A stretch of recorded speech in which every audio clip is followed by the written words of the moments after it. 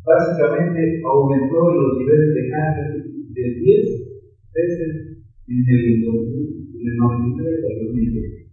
Es decir, que el arsénico causaba esta afección. ¿Por qué? Porque nosotros encontramos arsénico en agua potable, en agua consumida y en agua de riego, en la zona mineral. ¿Qué es lo que sucede? Específicamente la losartana, este es el compuesto de la losartana. En ausencia del oxígeno, la losartana se sigue transformando. Pero en presencia del oxígeno o en ausencia del mismo, como bacterias, las bacterias lo que hacen es eliminar este anhidro. Una vez que eliminan el anhidro, dejan libre el arsénico, como un arsénico o arseniato. Específicamente, Stoll hizo una investigación en el 2007 en Estados Unidos que indicaba con una cepa específica de clostridio que le transformaba la losartana. Clostridio generalmente se encuentra en las heces de tipos de animal, específicamente en heces de orina y en heces patéticas. Son las principales especies digamos así, de intestino que vamos a encontrar. ¿Qué es lo que sucedió? Stoll indicaba que el arsénico se transformaba de arsénico 3 a arsénico 3, el arsénico 5 a arsénico 3, etc. ¿Por qué? Por varios tipos de bacterias. Este ya nos daba una pauta que indicaba que la losartana, si bien no era tóxica inicialmente, se podía transformar o ir transformando. Nos daba una pauta también indicando que las bacterias que nosotros tenemos, o las bacterias de los animales o de las aves que tienen en su tracto intestinal, iban a transformar esta losartana. Una vez transformada esta losartana, el arsénico se dio acumulado. Entonces se acumulaba principalmente en el hígado. Esta es todo lo que nosotros pudimos discutir con el investigador José, un investigador de España. Pudimos identificar que la losartana se iba a reducir y eliminaba su producción a desmetilación de sonido. Una vez que producía la desmetilación, se transformaba en un arsénico o una arseniato. En el caso más específico, el arsénico es el más tóxico. ¿Por qué? Porque es el más biodispecial, o es el más fácil de transportar. Una vez que se transporta, este puede llegar a acumularse hasta 100 veces más en todo el mundo.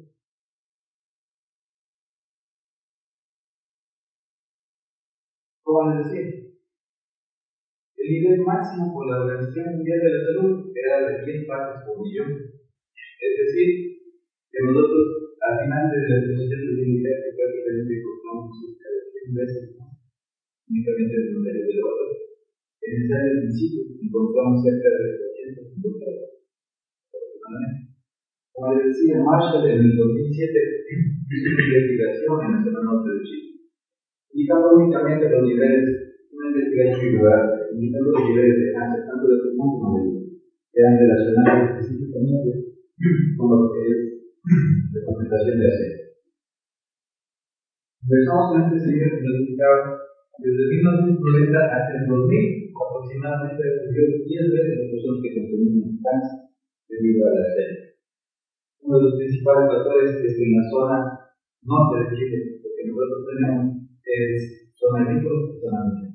Zona agrícola en la que está concentrando la cantidad de las personas que vienen de Estados Unidos, que eran desechadas de Estados Unidos literalmente. Y la zona minera también se utiliza para la extracción de cobre y para la obtención de plomo, mercurio. Aparte de esto, utiliza un compuesto de un número taxónico, que es lo que hace, ayuda a las bacterias. Ellos utilizan una tecnología de biología, de tecnología. Utilizan bacterias para obtener el beneficiado que tienen de cobre, recuperar todo un porcentaje de cobre, para recuperar ese dinero. ¿Qué es lo que sucede? Al utilizar estos componentes, los metales pesados son transformados, no son transformados. Estas aguas son eliminadas directamente al oído y al ser eliminadas al oído, estas aguas son eliminadas.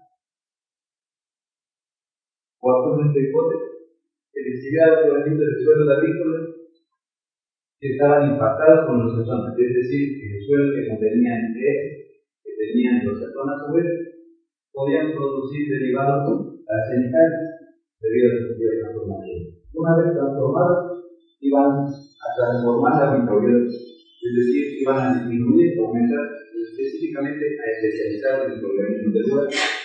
Una vez especializados, estos componentes iban a ser más tóxicos y móviles y ser más fatales para el ser humano. El objetivo general fue determinar la capacidad de transformación del suelo, que provenía del suelo. Los objetivos específicos que hicimos, los objetivos determinados, fue la transformación de los compuestos arsenicales. Ver si la roxasona se transformaba o no debido a la presencia o ausencia de las bacterias. Si había ausencia de las bacterias, quería indicar que la roxasona se transformaba naturalmente. Pero si había presencia de bacterias, debido a esta transformación, la roxasona se transformaba en un componente más tóxico, como es dicho, componente tóxico. Evaluar la degradación y toxicidad del lixiviado y determinar qué humanidades bacterianas presentes en aguas subterráneas nos iban a ayudar a identificar cuáles bacterias son las que se especializaban, sobre cuáles bacterias son las que transformaban en lixiviado. ¿Qué es lo que hicimos? Básicamente nosotros tuvimos un tubo de suelo, colocando en un tubo de vidrio, colocamos 10 gramos de heces con 2 miligramos de roxasona. Este es un tubo de 50 centímetros de grado. Cada 15 días nosotros colocábamos agua test por 5 mililitros de agua, para lo cual nosotros obteníamos un lixiviado. Este lixiviado era el principal para saber si nosotros, las bacterias de las heces y las bacterias del suelo, habían transformado la roxasona, un componente inocuo, un componente tóxico. Luego de ello, tomábamos este lixiviado y lo colocábamos en frascos con agua de pozo. El agua de pozo también, lógicamente, tiene bacterias. Y vamos a ver si es que estas bacterias iban a transformar. Para ello hicimos unas condiciones anaeróbicas. ¿Qué quiere decir las condiciones anaeróbicas? Colocamos CO2 y nitrógeno dentro de los vasos para eliminar totalmente el oxígeno. Únicamente como se ven las bacterias anaeróbicas. Hicimos varios ensayos. Uno de los principales ensayos fue el control abiótico. En él nosotros teníamos suelo, estiércol y agua, pero en ninguno de ellos nosotros teníamos bacterias, debido a que se hizo una esterilización. Al momento de esterilizar nosotros eliminábamos totalmente las bacterias del suelo y las bacterias de la. ¿Cómo se eliminaba? Nosotros hacíamos una bolsa de tela, colocábamos X cantidad, 1.5 kilogramos, debido a que ese 0.5 kilogramos se reducía por la cantidad de humedad que tenía el suelo. Colocábamos, esterilizábamos 3 veces en el autoclave normal que nosotros manejamos por evaporación, por calor húmedo, colocábamos igual 3 veces en calor seco. Es decir, que el suelo literalmente estaba entero. De igual forma, las leches de pollo. También nosotros teníamos agua de pozo estéril y agua de pozo sin esterilizar. Queríamos saber si es que el lixiviado que provenía de la parte superior se seguía transformando o no se transformaba. Y es que en este caso de aquí presente, nosotros no teníamos un lixiviado, no teníamos presencia de bacterias, toda la roxasona se bajaba, o toda la roxasona se transformaba por condiciones químicas, es decir, por pH, conductividad de suelo. También tuvimos un control abiótico en el cual nosotros sí teníamos toda la cantidad de bacterias del suelo, bacterias de heces y bacterias de agua. Y también hicimos un control para saber cuál de las bacterias, o cuál tipo de bacterias era que transformaba más la roxasona. Si eran las bacterias del suelo, o eran las bacterias de las heces, o eran básicamente las bacterias del agua. Como resultado, básicamente nosotros encontramos que las bacterias de estiércol y suelo, las bacterias de agua, las bacterias, el conjunto de bacterias, suelo, estiércol y agua, eran las que transformaban las bacterias. Si no había en ningún momento, no había la presencia de los perdón, no había la presencia de microorganismos, esta roxasona no se transformaba. Quedaba literalmente en sus componentes básicos y no era tóxica, era inocua. Por determinación y clasificación por HPLC, nosotros pudimos determinar, como les decía inicialmente, si no había bacterias, la concentración de los cetonas no varía. Pero si comenzaba a haber bacterias tanto en suelo destierro, bacterias del suelo destierro y bacterias del suelo destierro y agua, comenzaba a transformarse la resorción. Una vez que nosotros teníamos la transformación, sabíamos que tenía que producir un componente tóxico, pero no sabíamos qué componente tóxico se transformaba. Lo que nosotros hicimos después por la fue identificar qué tipo de arsénicos. Teníamos arsénico 3 o arsénico 5, siendo el arsénico 3 el más tóxico todavía. El arsénico 3, en muchos casos, pudo llegar a una concentración superior o casi igual a la de los ozonos. Es decir, que las bacterias en condiciones anaeróbicas transformaban literalmente todas las personas en arsénico 3, que es más tóxico, bioacumulable y biodistribuido. No conforme con eso, hicimos varios tests. Uno de ellos es el test de toxicidad de Toxiclón. Básicamente, el Toxiclón es un test comercial. Nosotros podemos adquirirlo por medio de la web. ¿Qué es lo que hace el Toxiclón? ¿Qué significa? ¿Cuál es la base de funcionamiento del Toxiclón? El Toxiclón utiliza una cepa de Escherichia coli K12, es decir, una cepa rugosa. Una cepa que no contiene lipopolisacáridos. Al no contener los lipopolisacáridos, que son los pelitos que se encuentran en la membrana externa, el componente tóxico va a ingresar. Si es que ingresa, va a producir un daño fenotípico. Al producir ese daño fenotípico, la bacteria no va a poder reproducirse. Una vez que no se puede reproducir, nosotros podemos identificar si este componente es tóxico o no tóxico. Y el control finalmente es un componente más tóxico que es el cloruro de mercurio. Cuando nosotros tenemos lo que nosotros básicamente lo podemos encontrar es una placa de 96%. Si se hace un color azulado, significa que el componente no es tóxico.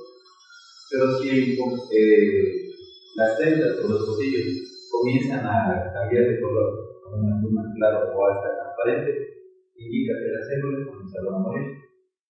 Una vez que las células comienzan a morir, nosotros tenemos que detectar qué porcentaje de células comenzaron a morir versus el control. Si el control eliminó o mató 10 a la 4 número de células, número de bacterias, ese sería nuestro porcentaje de posibilidad de 100%.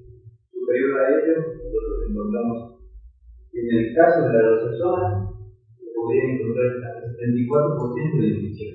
Es decir, que triplicaba o era un componente demasiado tóxico para lo que eran células bacterianas. A pesar de ello, todavía nosotros encontrábamos bacterias en el lugar, en el suelo, en el agua. Además de eso, no conformes, porque ya supimos que si en el caso de toxicidad, en el caso de Toxiclón, es un test avaluado por la EPA, indica si es que existe un nivel de toxicidad superior al 30% con un componente tóxico para el ser humano. No conforme con eso, nosotros trajimos células de cordón umbilical. ¿Para qué? Nosotros teníamos células procariotas que identificaban que sí el componente era tóxico. Podría ser tóxico únicamente para células procariotas, es decir, para bacterias. Pero, ¿qué es lo que nosotros hicimos? Utilizamos células de cordón umbilical humano, células puras. Nosotros tomábamos las células de cordón umbilical, extraíamos las células epiteliales, y una vez extraídas las células epiteliales, nosotros colocábamos en un medio de cultivo. Este medio de cultivo es suelo vegetal, es un medio comercial. Se replicaban las células por 24 horas. Después de las 24 horas, nosotros dividíamos por concentraciones 10 a las 6 células en cada una de los pocillos. Y en cada uno de esos pocillos nosotros colocábamos el medio de cultivo al 50%, el 50% en exiliar, y veíamos si es que las células sobrevivían o sobrevivían únicamente por un conteo celular. Básicamente lo que nosotros encontramos en las células PUBE, en células de eucariotas, que las células de eucariotas morían cerca de un 50 a un 80% de células. Es decir, que únicamente sobrevivían entre 20 y y 30% de células. Es decir, que el componente era demasiado tóxico para lo que nosotros estábamos viendo. La losarcona como tal, el componente principal como tal, el antitoxillante que le da a los animales, no es tóxico. Ese componente nosotros identificamos que no era tóxico para células procariotas ni para células eucariotas. Pero ¿qué es lo que sucedía? Al momento de transformarse la losarcona en un componente azónico, este tenía ese tóxico. ¿Y qué es lo que producía? Producía básicamente una desmetilación en el ADN. Al desmetilarse el ADN no puede existir una replicación. Si no existe una replicación, no hay una división celular. No, conforme todavía con eso. Hicimos más ensayos. ¿Qué es lo que hicimos? Un kit de ecotoxicidad. ¿Para qué? Para identificar si es que las células o las bacterias que se encontraban en el suelo o en agua se podían especializar. ¿Por qué? Por medio de un estrés químico. En este momento nosotros colocamos todos los biorxiviados, colocamos en una litroplaca que se denomina Biolog EcoPlate, que tiene diferentes sustratos, diferentes fuentes de carbono, nitrógeno, aminas, aminoácidos y demás, la cual nos indica la ecología del medio. Lo que nosotros encontramos es una coloración. Dependiendo de esta coloración, nosotros podemos decir que si la comunidad microbiana degradó o no, y en qué porcentaje degradó el componente.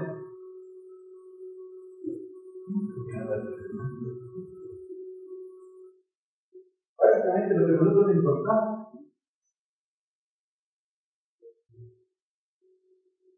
es que las comunidades microbianas, en el caso de Biolog, producía una reducción en el caso del número de bacterias, en el caso de especies de bacterias. Es decir, si nosotros teníamos una concentración de 100 bacterias, inicialmente sí en el suelo impactados en el componente tóxico, luego estas 100 bacterias se reducían aproximadamente un 5%, es decir, 5 bacterias. Pero el número de bacterias seguía siendo constante. Es decir, que si había 100 especies con 100 números de bacterias cada una, luego nosotros íbamos a tener 5 bacterias multiplicando o igualando el número de bacterias que se eliminan. Es decir, que si transformaba, el componente expresaba y eliminaba cierto tipo de bacterias. Y al eliminarlo, estas bacterias se repoblaban en el mismo medio. ¿Qué es lo que hicimos? Para identificar de una forma más específica, de una forma molecular. Biotecnología o microbiología ya no se trata de utilizar los medios de cultivo humanos, no tratamos de utilizar medios moleculares. ¿Qué es lo que hicimos? Extrajimos el ADN de las bacterias tanto de suelo como de agua, amplificamos el ADN de los humanos 16 veces y la región variable de bacterias. Básicamente, ¿qué es lo que nosotros hacemos? Con la región variable de 3, específicamente de la zona del ADN ribosomal 16 veces, nos sirve para identificar tipos de especies de bacterias y analizar los ecotipos que tienen cada una de ellas. Hicimos luego el análisis de DGG. Básicamente el análisis de DGG, ¿qué es lo que nos indica? Nos indica polimorfismos. ¿Qué son los polimorfismos? Son cambios o mutaciones en ciertos tipos de bases.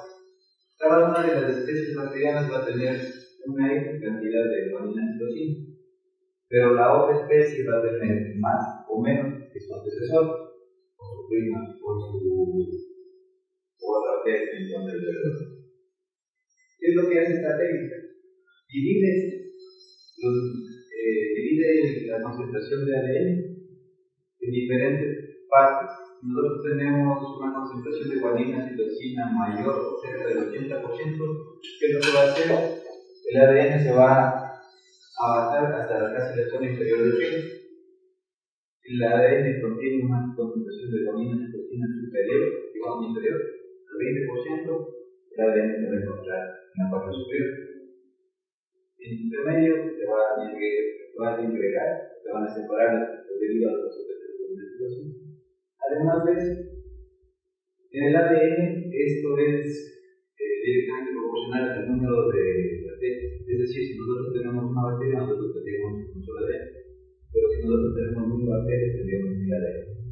¿Qué es lo que nos indicaba también este tipo? Nos indica la intensidad de las bandas. Es decir, mientras más intensa la banda, significa que existe un número de bacterias superior. Es decir, que existe una bacteria. Específicamente, nosotros podemos ver que algunos tipos de bacterias, Escherichia o placentas, nos identifican una especie de bacteria. En el caso del suelo y agua, lo que nosotros encontrábamos eran unas líneas tenues. Pero ¿qué es lo que sucedía? Al colocar el componente tóxico, estas líneas se volvían más intensas. ¿Por qué se volvían más intensas? Porque el componente tóxico ayudaba a la proliferación. En muchos casos. En otros casos, nosotros teníamos líneas intensas que nos indicaban presencia de bacterias. Pero el componente que era demasiado tóxico para ellas simplemente se eliminaba. Es decir, que la especie de bacterias que encontraba en ese lugar era eliminada. No es que no estaba en resistencia o en una fase de adaptación, sino que literalmente eliminaba todas las bacterias.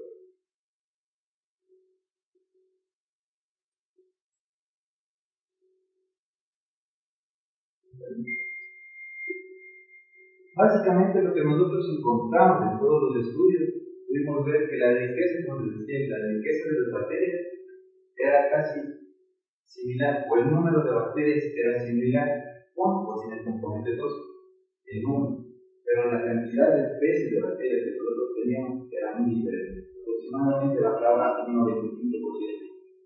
Nosotros nos damos cuenta que únicamente el 3% son bacterias cultivadas, los 7 no son cultivadas.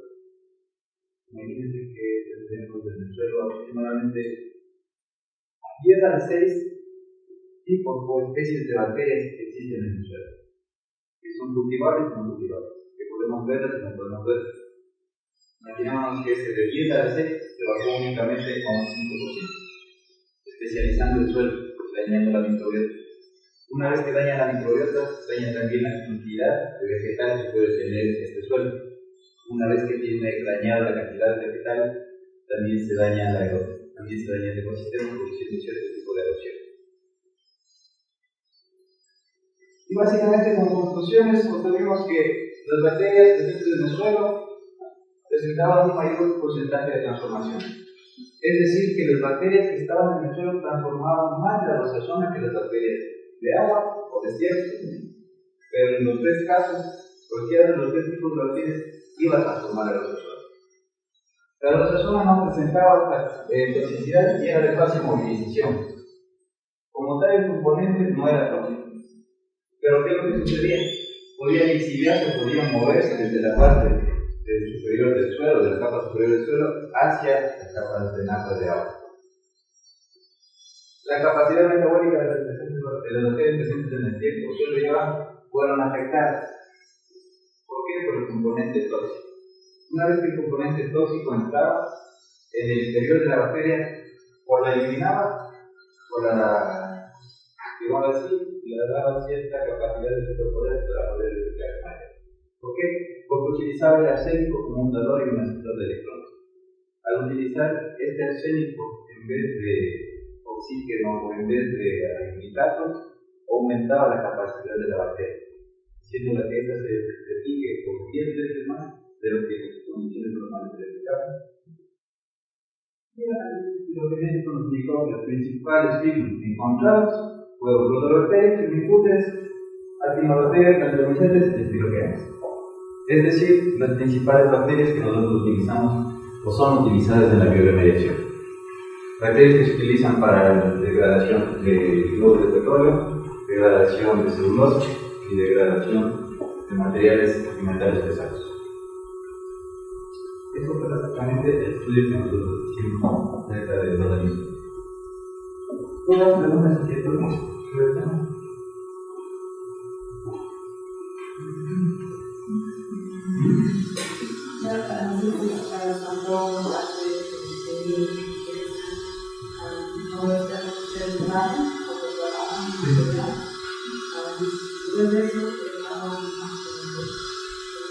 Entonces, No, lo que nosotros hacíamos es esterilizar el suelo y el techo. Colocábamos el mejor en el tubo de vidrio y luego de ello colocábamos la dosazón. Una vez colocada la dosazón, nosotros veíamos que esta dosazón, los 2 miligramos que teníamos en la parte superior, bajaban después de 15 días, después de liquidarse, bajaban literalmente todos los 2 miligramos, que prácticamente bajó el 95%. Es importante, nosotros hicimos el análisis y encontraba eso también. Muy poco.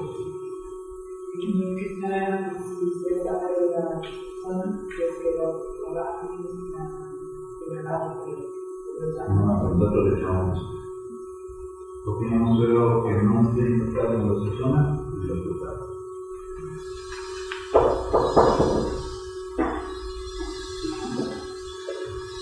En el estudio lo que se hizo es utilizar diferentes tipos de técnicas para decir si el componente es tóxico. Hemos hecho esto tanto en suelo, otros compañeros lo realizaban únicamente en heces, otros compañeros lo realizaban en agua y otros lo hacían en condiciones aeróbicas, otros en condiciones anaeróbicas. Pero es un tipo de trabajo demasiado grande. ¿Para qué? Para poder enviar la FDA. En el 2011 se previó y ya no se exporte la persona.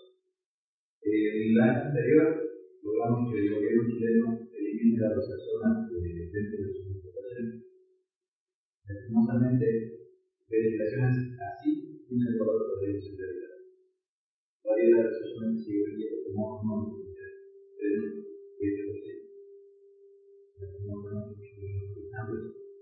Utilizan otro tipo de componentes que también son tóxicos, pero también siguen utilizando componentes que son altamente tóxicos, no en su etapa inicial, sino en su biodisponibilidad. ¿Dudas? ¿Preguntas? En los acá sabes que trabajamos no con no solamente se ha hecho todos que están trabajando en nada.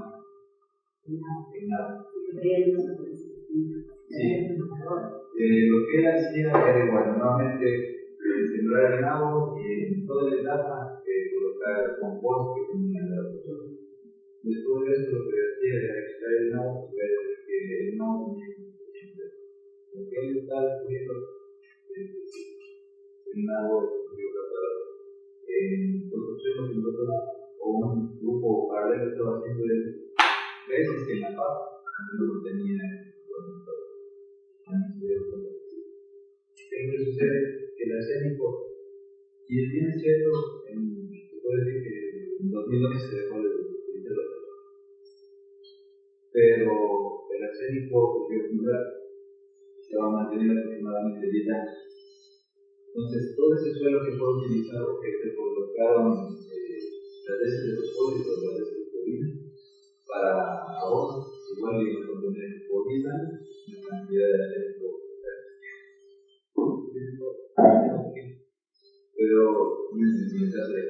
Pero cuando se hace ya a nivel municipio, todavía nosotros veíamos que después de varios lavados que se decían los lavados de la tierra, todavía seguía habiendo concentraciones de relación.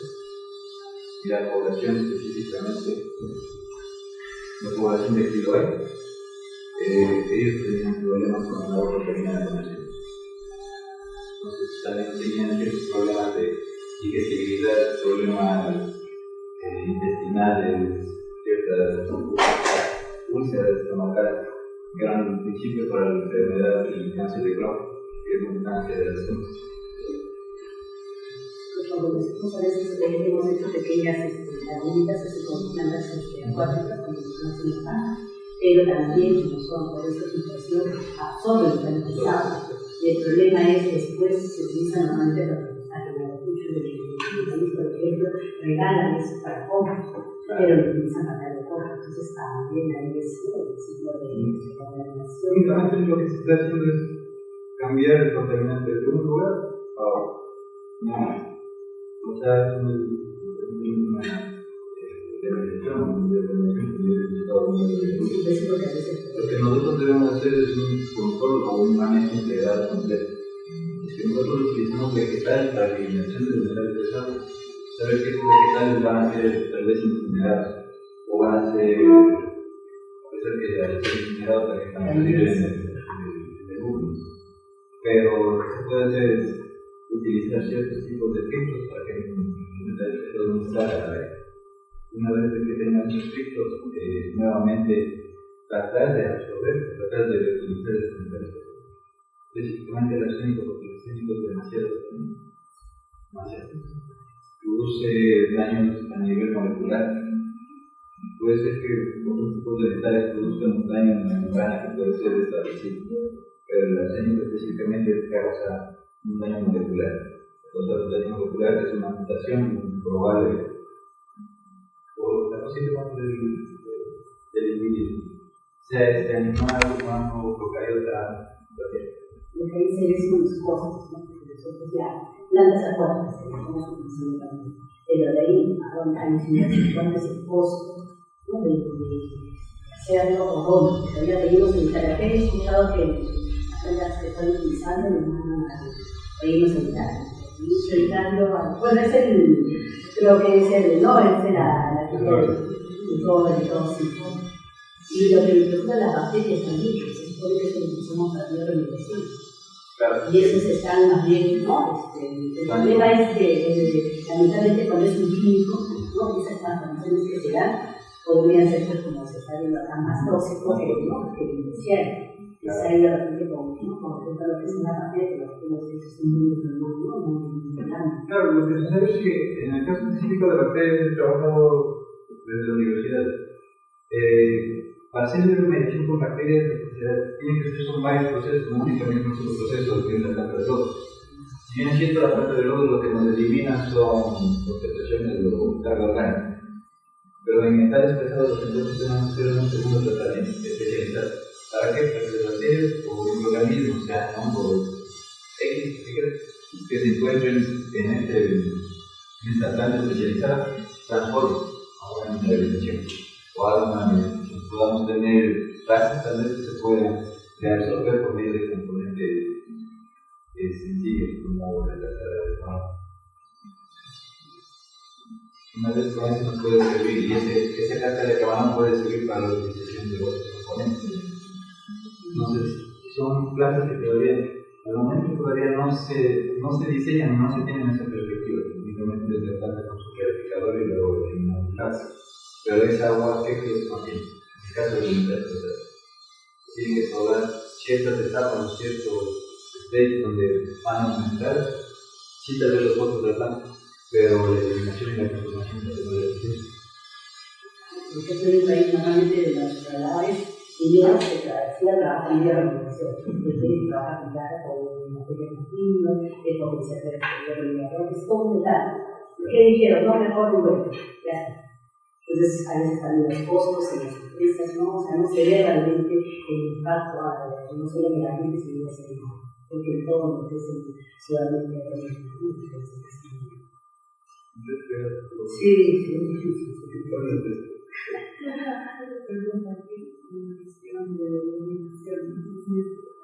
Todavía en Ecuador no se hacen estudios, no se hacen familias, pero ya hay estudios, está publicado, está reconocido por los porque no puede dar esa información. Se usa la información de la localidad. La localidad desde el 2002, 2003, eliminó las personas de importación. Pero si tú vas a una granja agrícola, vas a encontrar. ¿En Chile o acá? Aquí, tiene todo. Eliminar. Pero pusieron un enunciado que elimina a las personas, implementar cierto tipo de cloración de cortes, de calidad de pues lo que es que no hay una empresa pública que controle, que prohibir el daño. Existe tal vez leyes que no son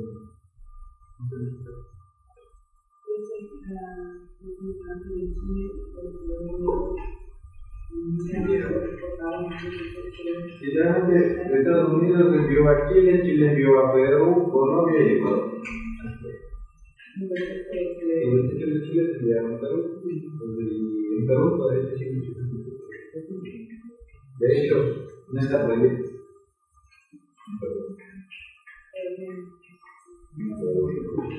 En Colombia está prohibido, pero en la zona sur de Perú todavía sigue siendo utilizado. En gran cantidad. Y los pollos, no sé si se han fijado en el mercado, son unos pollos bien amarillos. Allí es porque se les coloca colorante. Allí es porque saben así. La gente es convencida de que mientras más amarillo sea el pollo, es más bonito. Tiene un color más bonito y es más rico. Sí, pero bueno, entonces. Blanco.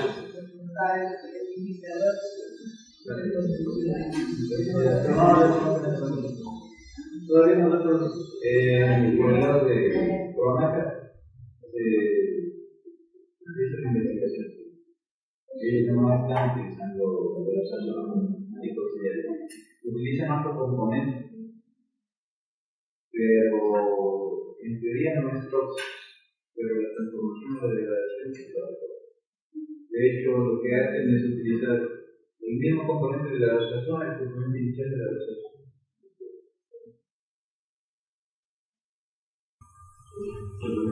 ¿Por qué? Porque los kits son caros, los estándares son caros.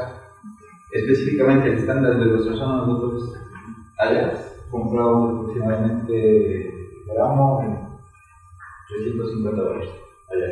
Entonces, los kits para toxicidad se compran entre $500 y $800. Un kit te viene en 3 placas. Nosotros aproximadamente utilizamos como 30 placas.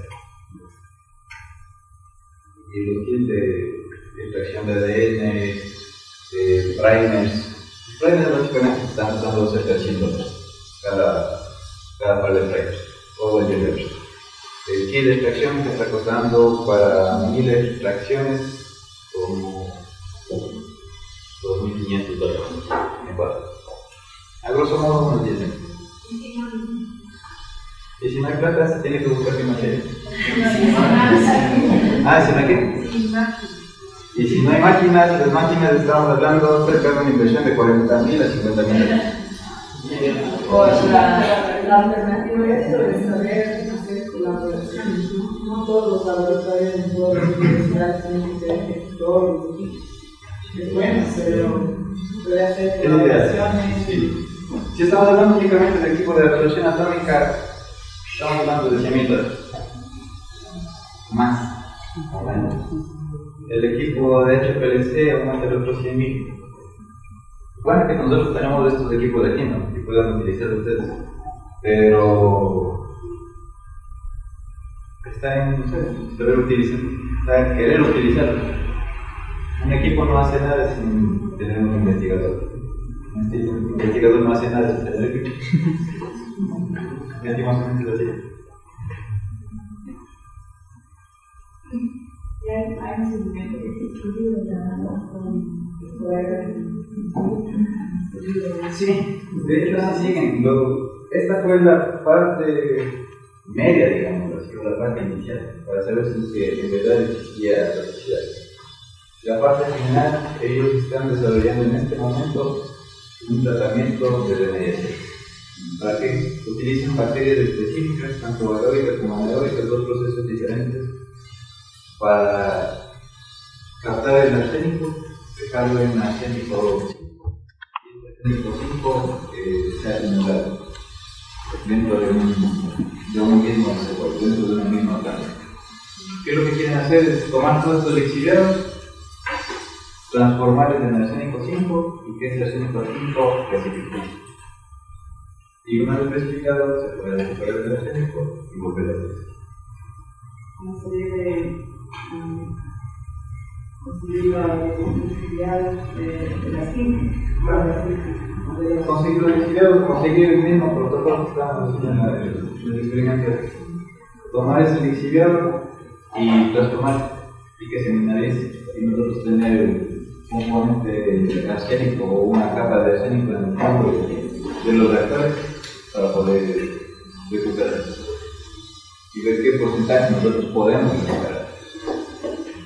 Todavía siguen. Y la Fundación Contra del Daño, que está viendo que no adquiere esos productos, no han hecho análisis arsénicos, porque eso se acumula, ¿no? Sí. De hecho, sí se hizo.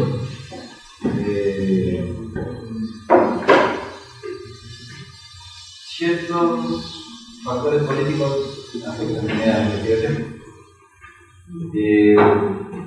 Se descubrió que sí, el arsénico, personas que normalmente niños tenían aproximadamente 5 a 10 veces la concentración de arsénico normal, personas adultas tenían hasta 50 a 30 veces la concentración normal en el cuerpo, en la sangre.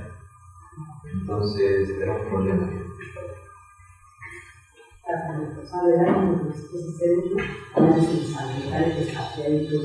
Puedes relacionar, ¿no? Porque ya se tiene este estudio, entonces ya la ¿cuánto tiempo está? Sí, de hecho he tenido varias investigaciones y se quiere prohibir en el caso de Codelco, que es la minera que tiene que haber de trabajar en todo. Es uno de los principales problemas o acusaciones de las que que las personas aledañas a los sectores de la minería que ellos tienen están teniendo problemas de defensa. Específicamente en la zona de aquí, zona minera, vamos a hacer un estudio en la zona de India, zona minera. Ellos están aprendiendo eso, porque han encontrado investigaciones, han visto investigaciones, y no solamente por ejemplo la libertad de Chile,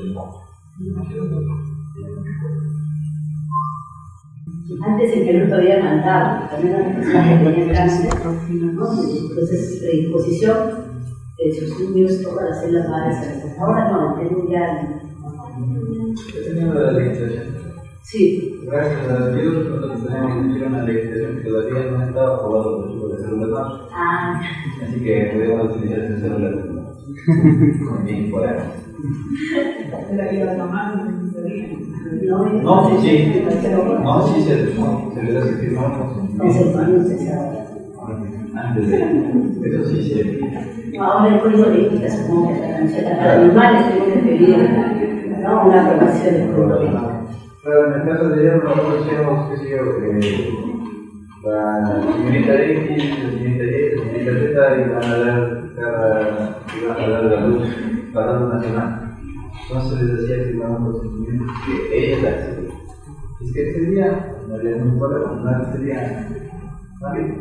Lo último lo que decía es tomar los restos celulares, los vestidos muertos, se colocan en una cosa roja y se van a incinerar.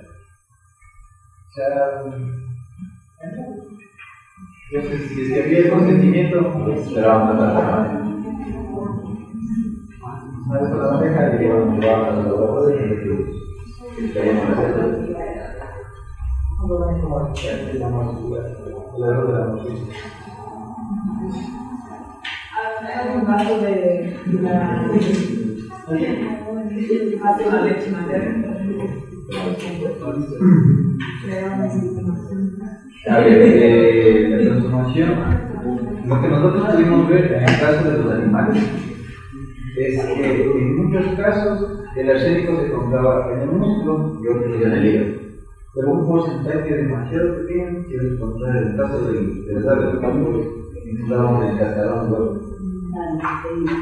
Entonces, a pesar de todo ello, nosotros hacemos una extrapolación en el caso de los seres humanos. Las uñas, toda la base, si es que hay en la estructura ósea, también puede haber en el animal. Nos hablaste de un proceso para mejorar la extracción de metales en Chile. No sé si nos puedes ampliar un poquito más qué bacterias se utilizan, de dónde se aislaron. Ya, a ver, en el caso de extracción de metales, específicamente de cobre, que lo que vamos a trabajar aquí también, se utiliza pantoera, se utiliza pseudomonas, variedades de pseudomonas, espinosa, otra que es Cooper. ¿Se han ensayado con bacterias psicrófilas? No sé. Psicrófilas más bien lo que producen, estas bacterias lo que hacen es producir un tipo de espuma que termina siendo no beneficioso. Específicamente, no sé qué tipo de metal quisieras, o sea, qué quieres extraer. Porque te puedo decir, Bactoria específicamente te puede servir para lo que es petróleo y para lo que es oro. Sulfurans te puede servir para lo que es extracción de cobre. Son bacterias, cierto tipo específico de bacterias, específicamente bacterias sulfuranas. Esa es una mejor para la extracción del cobre, para la desilación, la mineralización. Lo que nosotros hacemos, lo que estábamos haciendo allá, en un proyecto paralelo, era tomar las bacterias y colocarlas en medio agua con cobre. Y luego extraíamos las bacterias. Luego nosotros vimos por microscopía electrónica y en el interior de las bacterias nosotros podíamos encontrar acumulaciones de cobre. ¿Qué es lo que qué es lo que se quiere hacer? Tomar esas bacterias, eliminar todo el agua, tomar las bacterias, romper las membranas y extraer el cobre. ¿Por qué la opción de utilizar, o sea, está como utilizar bacterias psicrófilas para mejorar la extracción de oro, básicamente? Porque según se sabe, en Ecuador en 2017 ya va a haber un banco, o sea, va a haber un análisis de todos los puntos donde existen minerales preciosos. Entonces, a partir de 2017 se va a empezar, entre comillas, a extraer y se necesita como estar preparados para eso. Creo que lo que hacen forman un biopolímero, que es el PBA. El PBA básicamente lo que hace es encapsular, o sea, como una fuente de nutrición para la bacteria. Si la bacteria nosotros les expresamos en el medio con metales, el PBA lo que va a hacer es captar esos metales y lo va a tener en su interior. ¿Ya? Pero una vez que la bacteria muere, o bacterias que no pudieron captar el metal muere, este PBA sale al agua, termina siendo una especie de en ese caso se utiliza Pseudomonas púrpura, que es otro tipo de bacteria. ¿Para qué? Pseudomonas